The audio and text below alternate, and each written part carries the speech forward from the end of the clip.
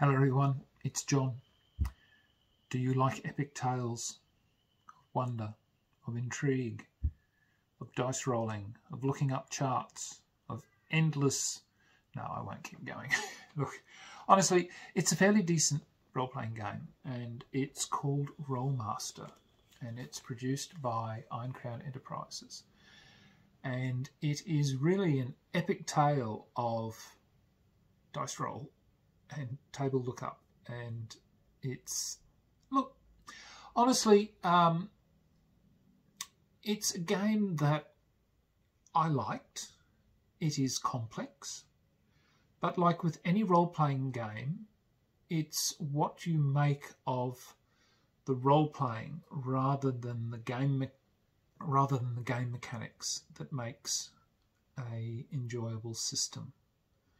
So there is enough here that it can be an enjoyable system, and it is an enjoyable system. However, if you want to make the game make the game as complex as possible, then here you go. You can make this game the most complex and dice-consuming game that you can think of. Yeah. But anyway, it's still a good game as far as I'm concerned. So let us go and have a look at just what's in this. What is Rolemaster? Oh God, don't ask me, I can't remember. Right, we are looking at Iron Crown Enterprises. A complete set of fantasy role-playing guidelines is what they have toted this game as.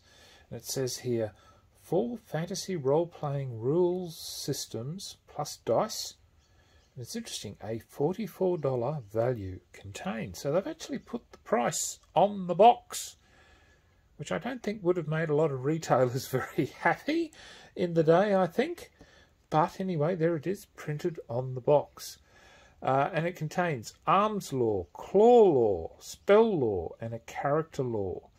So you've got guidelines for character generation and development. And it says, see the back of the box for detailed descriptions. So apparently the arms law is medieval, however you'd like to pronounce it, missile and melee combat. Then claw law is for unarmed combat, animals, monsters and martial arts. Spell law was a massive spell system including over 2,000 spell descriptions. And I do believe it was fairly complex. And then the character law, which was the guidelines for character generation and development. So if we flip this box over. So it actually, so this was in 1982 this set came out. And I think this would have been, this was my first set, because you can see I've gone and laminated it. So yes, in my mad heady days of laminating everything, I think it was all because of the banana milk incident. Yes, thank you, Alex. if you're around and you're listening to me, oh, you spurred us on to do a lot of things, my good friend. Yeah, so this was what it was. So they broke it into 4 books, and this set here, as far as I can tell, is complete. And this was what it contained. So if we're looking at it from each of these as they look, so we've got spell law. So spell law covered all sorts of things. So it covered spell user classification. So you looked at pure spell users, hybrid spell users, semi-spell users, and, of all things, non-spell users. So look, as I said, I haven't said yet, I'm going to say it now. I've not played this game since the 80s, and my memory of this is incredibly dim. So I'm quite sure there are people who are far more knowledgeable than I. I can remember it was fairly complex. There was a lot of dice rolling and a lot of, I guess, chart reference. So, but that didn't detract, I guess, from the fun of the game. It would probably deter a lot of, I think, this generation of gamer who don't like anything being any more complex than thinking. So, or perhaps watching. Oh dear, that's me being very unkind to this generation, isn't it? But it's a interesting set. So it's, again, very much non-fuss set of rules, and the fact that very little in the way of illustration. Yes, people, you have to read. Lots of reading.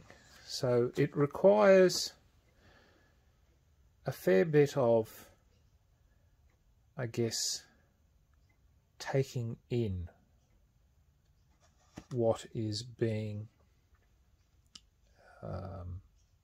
described. So in other words, there is a fair bit of knowledge that is in these books. So it is a thinking game, and it requires an understanding of how the game goes together. So it is, I would say it is complex, but simple once you... Complex perhaps in learning might be the best way to put it, but once you have the understanding of how the game goes, its simplicity is there in the proof. So it is a it is an interesting game system. I played it, or my friends and I played it quite a lot, and so that was sort of the spell. That was the spell book. Then you had books of. Then you had book one, which was a book of channeling, and that was your spells. Essentially, your spells. So you had spells that were in there. So you had defense spells, and there were, I think, rankings for each of the spells that were, or spell types, I think. So you had defense, barriers, detection, mastery, lofty ways, and weather ways.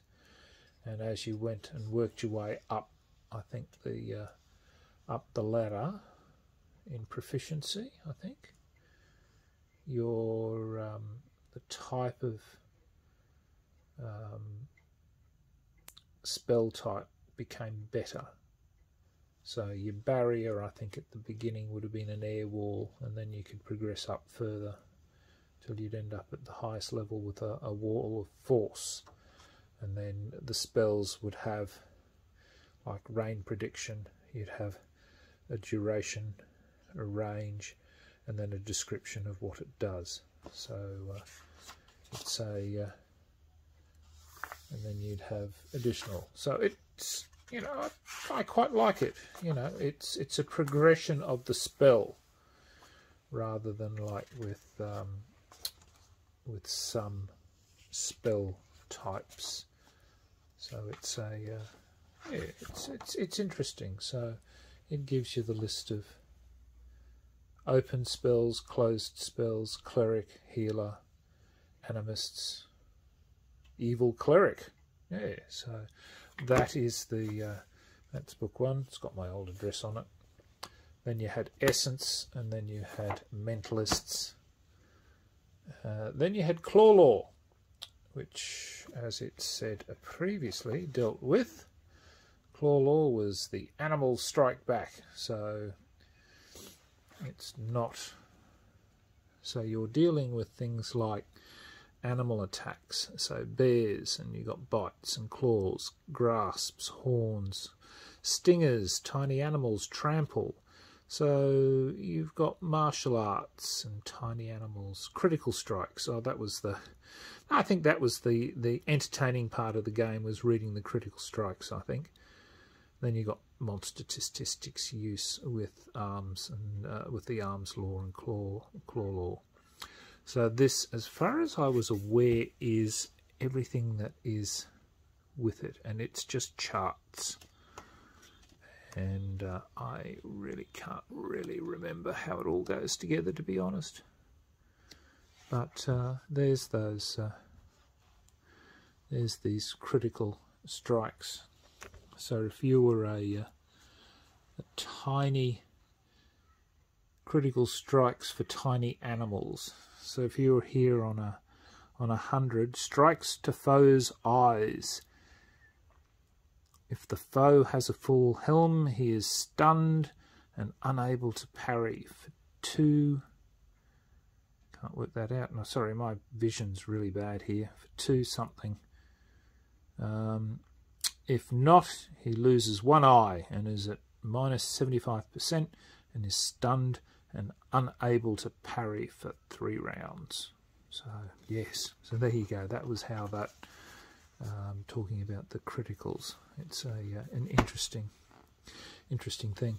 So then you had the character law, which gave you the book dealing with a definition of terms, the key characters, the key features, the personals, the skills, the stats, character classes, how character generation went, advancing with experience, non-player characters. So more or less the information that game masters and that would need.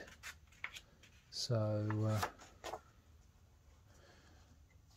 it's as I said, it's been years since I've even looked at this, so I could not even give you an idea how this all goes together. But again, lots and lots of reading, which was fairly typical for the 80s. And of course we didn't mind. Did not worry us. You know, artwork was nice, but we didn't require artwork on every page to be able to keep us entertained, shall we say. That's a modern day piece of myth. I think more to create jobs. So you've got equipment and commerce, then the experience guidelines, and optional rules, and gee, where was the part on the characters? I was just curious. Let me have a look at what the character classes were supposedly in this, seeing they did talk about them. Character generation, where was it? I was curious about that. Character classes is 7. That's the other thing I like about this, is the capacity to find things nicely based on the segment of the numbering system within the book. So we have professions. So you've got fighter, thief, rogue, warrior, monk. Thieves, yeah, rogues, profession. Then you've got clerics, animists, healers, mentalists, lay healers, seers, sorcerers, mystics, astrologers. So bards, monks, and rangers. So there's chooses his profession for all character class. Yeah, so that's interesting. So quite a lot of different characters that you can choose from. So they've got the stat, and then you've got all these businesses with the stats. Again, might look daunting to start with, but it's again a fairly simple system once you look at it and work your way through.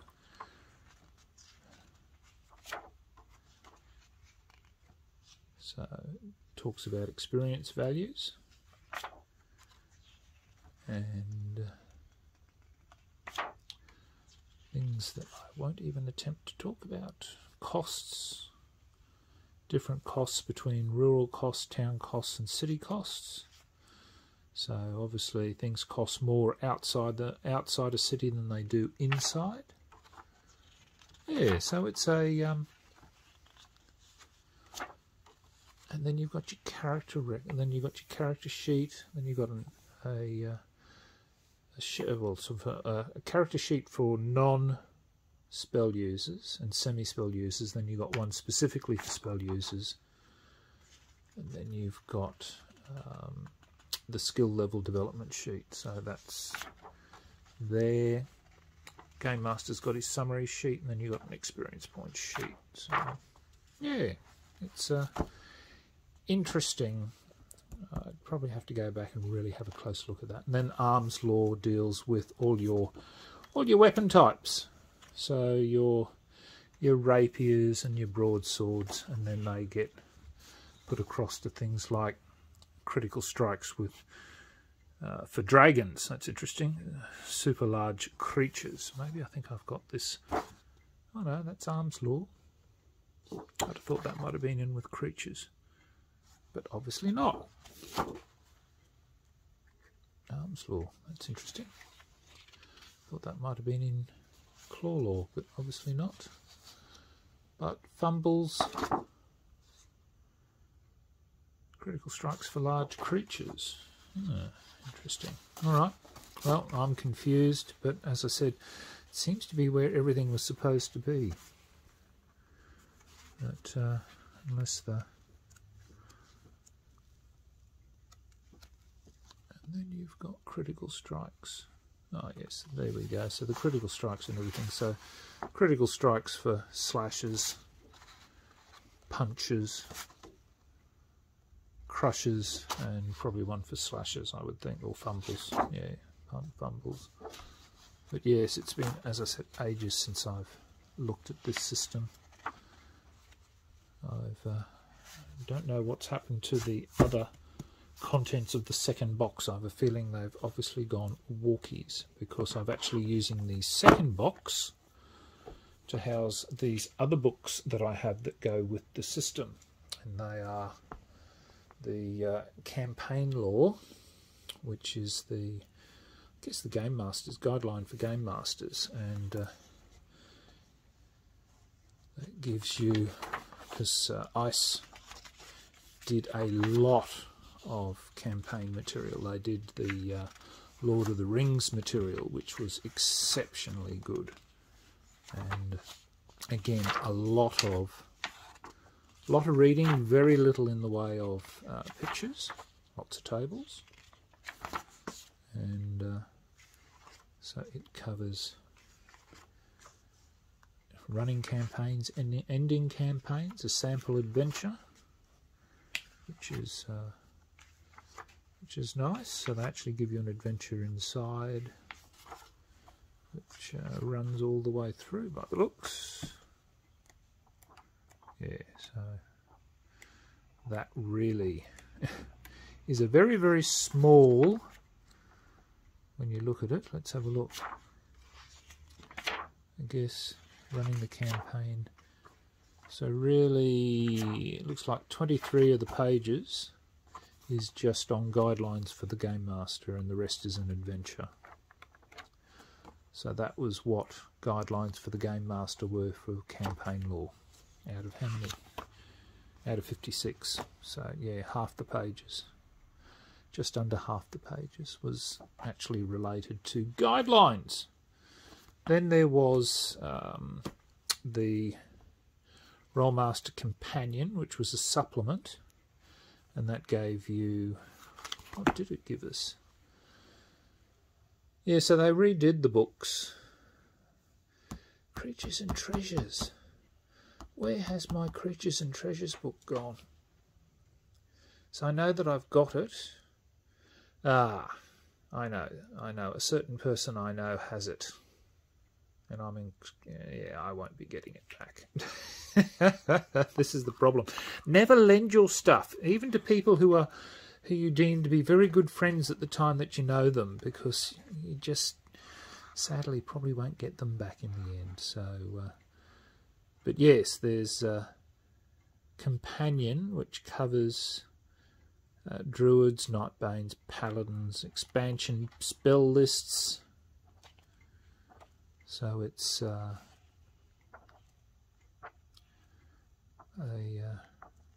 well, what all expansions do, they just add further material, runes, which is interesting. I don't even know what that does, to be honest. So that was, you know, first companion. Then they gave us a second companion, which was more supplemental material. So, we notice now that artwork starts to creep in. They're starting to realise that people need to be mollified with the text being broken up and pretty up their work, which is okay, I guess. Gives the eyes a bit of a break. So that is that. So that is, I guess, my collection of Rolemaster. Certainly from the rules perspective, I don't know what happened to all my adventures. I have a feeling they've been co-opted by somebody, and I doubt I will see them again. Oh, and these, I do have these other bits and pieces which I think must have come with one of the, I'm not sure what they were, what set they came from, but yeah. Hey, anyway, well, that is Rolemaster. Thank you very much for having a look. If you've played it, leave me your thoughts. I know there's a few people who do watch, who do like to leave their thoughts. They're very constructive. I always look forward to them. So till next time, signing off, the Honourable John.